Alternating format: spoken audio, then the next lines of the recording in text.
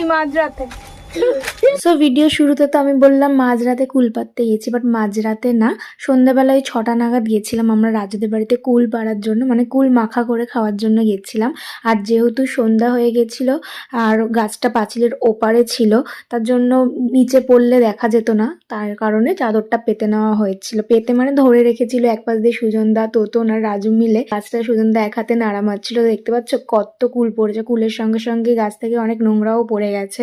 So যাই হোক, আমাদের অ্যাকচুয়ালি প্ল্যানটা হয়েছিল যে বিকালবেলা সবাই মিলে কুল মাখা করে খাবো, মানে 4:30 5টা নাগাদ। বাট সবার যেতে যেতে সেই বিকাল মানে সন্ধ্যা হয়ে গেছিলো।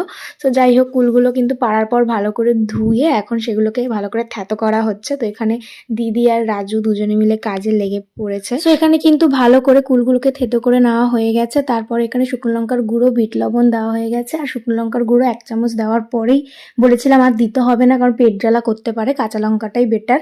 তো এখানে কাঁচা লঙ্কা দেখো রাজুকে বলেছি থেতো করতে, আর ও যেন যুদ্ধ করছে কাঁচা লঙ্কাগুলোর সঙ্গে। সো যাই হোক, এখানে তো কুল মাখা ডান হয়ে গেছে। আর আমরা না নাই নাই করে 10-12টা লঙ্কা দিয়েছিলাম, তাও ঝাল হচ্ছিল না কোনো রকম ভাবে, মিষ্টি মিষ্টি লাগছিল খেতে কুলগুলো। তো যাই হোক, অনেকদিন পরে কিন্তু আবার আমরা মাখামাখি করলাম। বাট পাপি আর অর্ঘদা মিসিং ছিল, কারণ ওদের একটু কাজ ছিল বলে ওরা যেতে পারেনি। সো যাই হোক, আমার ভিডিওটা একটুখানি ভালো লাগলে লাইক করে দিও। আবার দেখা হবে নেক্সট ভিডিওতে। সন্ধ্যাবেলায় কিন্তু আমরা আরও অনেক কিছু করে